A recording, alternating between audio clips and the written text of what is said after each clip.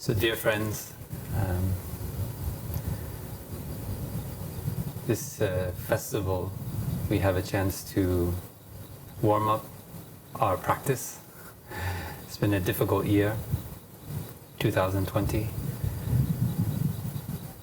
especially when we depend on a community. We are all cells of a Sangha body. And when I look deeply in my own practice, I see that it is living in community that deeply supports my practice. So being on my own, I know I have the good fortune of being in a Sangha, in the monastic Sangha, during this past year. But many of us are not with our Sangha. We are needing to light the fire of our practice in our family home or alone in our apartment. And so I'm very grateful for Joe and all those who made this festival possible, especially with the topic of warming, of generating warmth. I like to practice looking deeply into this body and see that each of the cells in my body knows how to respire. It means they know how to use the oxygen that I breathe in to generate heat in my body. So why don't we all just take a moment to offer oxygen to the cells in our body. Wherever you are, just breathe in and out. You don't need to change your breath. Just maybe smile. There is a festival going on in every moment in our body. A warmer festival. Every cell needs the oxygen in the air. So let's enjoy that festival for a few moments. Just enjoying breathing in. I know I breathe in. And breathing out. I know I breathe out. In. Out.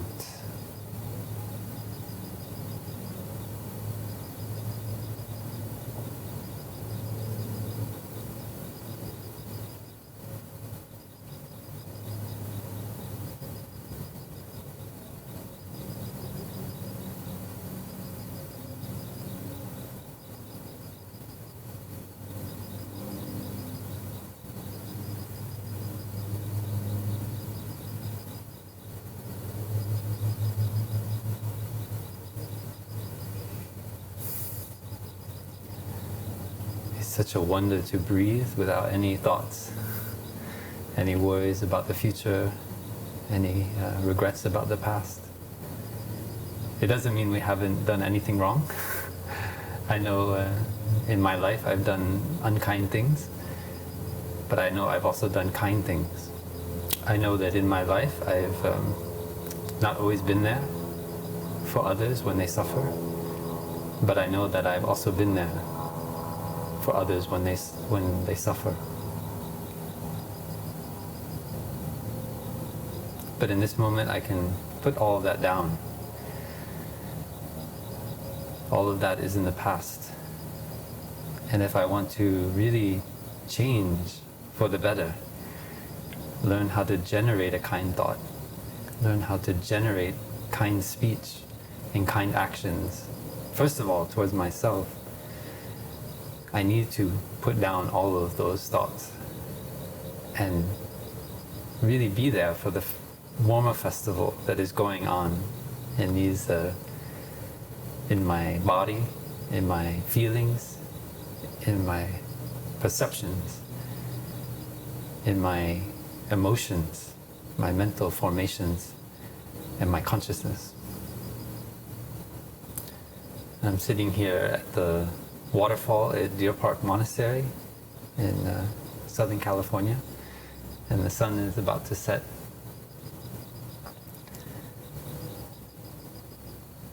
If I'm caught in my regrets about the past, I cannot enjoy the sunset.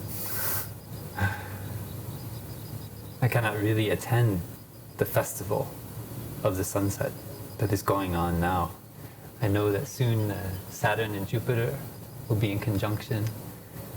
They will be up in the sky. But will I really be there for it? Or will it just pass me by? Like while I'm endlessly scrolling down a news feed or on Twitter or Facebook or whatever, thinking there's something out there that's more important than what's going on right here. These are all real things that we all maybe have to deal with. And when Joe wrote and asked that some of us share about how to generate warmth in our practice, I reflected on how the cold comes in to my practice as well. When I am outside of myself, outside of the present moment, my body feels cooler. Sometimes my limbs feel cooler.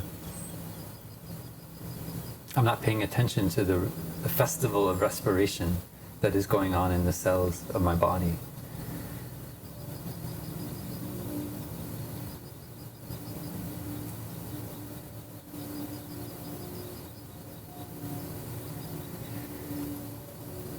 There's countless, it seems, Friday and Saturday nights when we could not go out to join our friends at their house to have a dinner party, or maybe go to walk out in the streets with our friends or go dancing.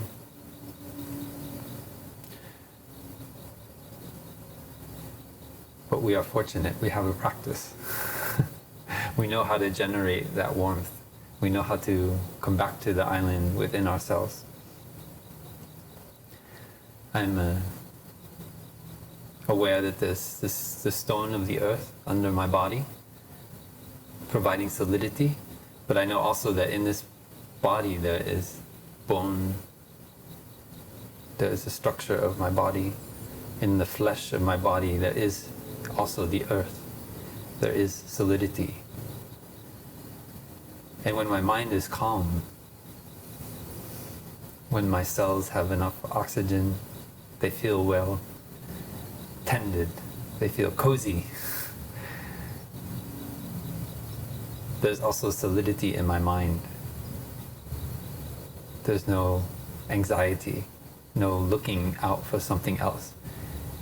And so rather than the cold of looking outside myself for sustenance, I learn to generate nutriment in my body by my way of looking deeply into the body. And it's such a joy.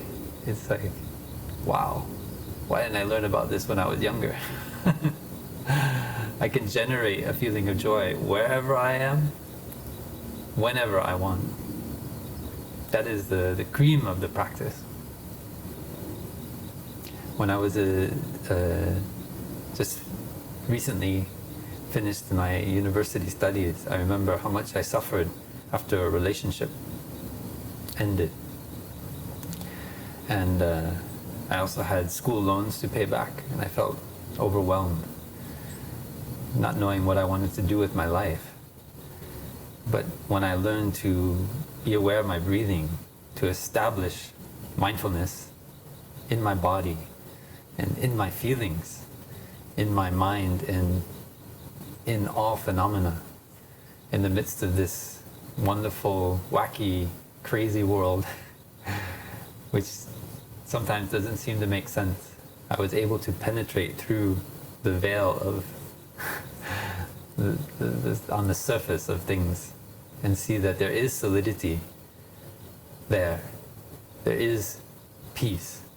There is the capacity to generate joy whenever I want, wherever I am. There's a glimpse, just a glimpse of it, a little spark, a flame. But that is such a beautiful vision. And when we have that vision, we should be very grateful, because it is one of the greatest gifts, the gift of the Dhamma, which over time becomes a gift of non-fear.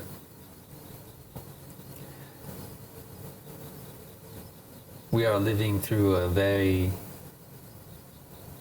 precious moment, a legendary moment in humanity, in life on this planet.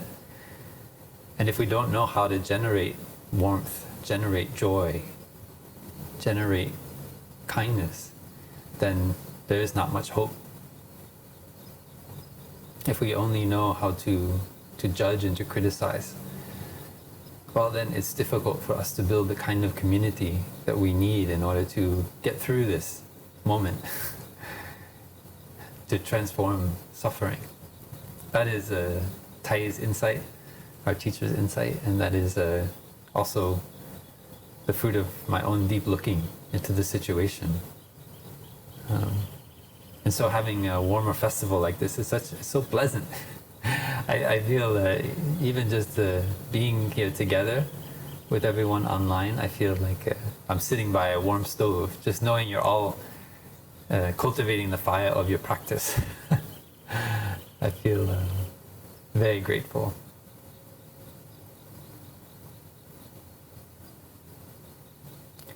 In the distance, I can hear the sound of the owl, and there are birds flitting from one bush to another here in the chaparral, as the sun now has gone behind the mountains. And I look down on the valley of Deer Park Monastery, this hidden valley in the hidden mountain. And I feel overwhelmed with gratitude. I remember when I touched that joy, just starting out in the practice, that I had this insight. I said, sometimes we're just not ready yet to experience the fullness of the joy we can generate within ourselves. That was the way it came out in my mind. Sometimes we're not ready yet to experience bliss. We need more stability, we need more solidity. And then that door opens up. A practice we've done maybe many, many times before. And it seemed like very little joy comes out of it, but then suddenly it bursts open. Our eyes become wide, and there's no longer the separation between me and the world.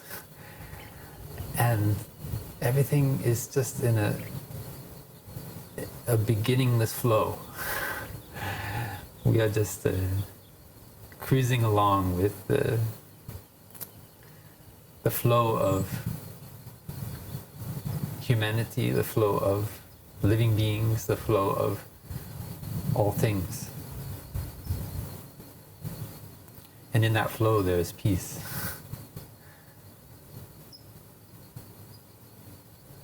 There's no longer a striving or a fighting against anything. And it feels warm. It feels like I've found what I'm looking for. And it's not something I can grasp and hold on to. But it's a way. The Buddha talked about marga. Marga is the path. And it's related to the word mrigam, which is a word for deer or a wild animal. And if you walk in the chaparral here in Deer Park, you'll see many margas, many coyote paths, deer path. Even you can see the path of the snake. And I think that when the Buddha first left home and he went out into the forest, he also took refuge in the deer paths that had been made over time with each step of the deer. And the beauty of looking at it that way is we see that with each step on the path, we are making the path too. We are making a way for others to come. And so this festival, joining together, even we are at home, even though there's nobody else around, we are making a path. with our mindful breath, our stability, our awareness that we are together practicing, all following this day together. The winter solstice is here. And Saturn and Jupiter will not wait. They will continue on their orbits. So enjoy this moment. They are also making their path.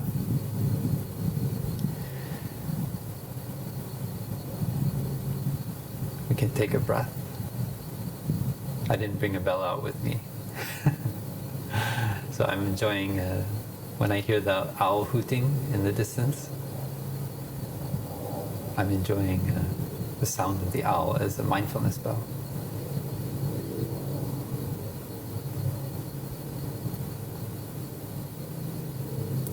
Here in Deer Park, we are very fortunate to have the brothers from Blue Cliff Monastery also here with us. So more than 35 monks are here. And that is something we don't take for granted. 2 weeks ago, one of our young brothers got COVID going out, and we had to go into lockdown. So we are also experiencing a taste of what I think everyone has been experiencing during this past year, when I've been in my room by myself for the past week and a half, still going out to the mountain to walk. But we had to take precautions to make sure that the virus didn't continue to get transmitted, especially to the older members of our Sangha. But it's been a great time for me to come back and cultivate the fire within my own practice, and to reflect as well on things that I feel have gone well in my practice, and also see those things that need to be transformed still, those habit energies that are still there, especially in my relationships. So I wish for all of you there online to look into that, to see the preciousness of our relationships, to know how impactful our words can be. When we say something that is kind, that is bringing the happiness of the other person stronger into the present moment, that is a sure sign that we are on the path. But when we say words that are hurtful, that are inconsiderate, that don't really value the other person's experience, even though we feel that those words to be true, we may have stumbled off the path. It is not that saying true words are not valid, but there's a way to speak the truth in a way that can help others to touch happiness and touch their own insight. And that is something I personally want to cultivate in this coming year. How can I speak the truth in a way that brings happiness, that can help the other person generate joy, generate peace? That is a way, that is something that we can always be more skillful in. And that's my personal resolution for this coming year. I want to learn how to be more skillful to generate that flame of insight in other people. And I know that there are many distractions in the world, like the plane that's flying over right now, that I think you can hear. There's something on the internet, the news, there's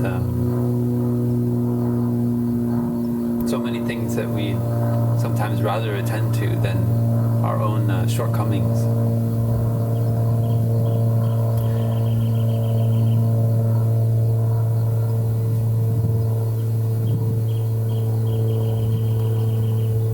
So I invite you to look into your shortcomings, but with joy. It's okay. We're all on the path. And sometimes we make a misstep. The thing is, when you're walking with your feet, you know when you make a misstep. But sometimes, even as practitioners, our mind energy is so strong to want to help that we don't see when we're hurting. So Tai offered this poem, "Please Call Me by My True Names." And in that he has many images of both for example, the mayfly on the surface of the water and the frog that eats, or the bird that eats that mayfly. So we see that in us there is kindness, but there is also the capacity to cause harm. And that's okay, because we're on the path. But we need to know when we make a misstep and learn how to stop. Maybe in that moment we don't know exactly what caused us to do it, but we just stop and look deeply. What's going on there? How can I stop this harm from continuing? That is generating warmth, generating joy. So it can be a joy to recognize our shortcomings. One of my greatest joys is to embrace the suffering that arises in me. I don't know why. It's just very joyful. There's suffering. It's wow, it's something else to work with, something else to learn from, something else that can help me to open new doors on my path as a practitioner. It's wonderful.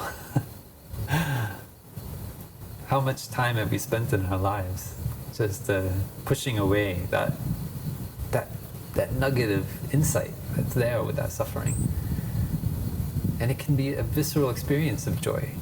When we shine the light of mindfulness on the suffering, that brings joy, because it brings healing and transformation.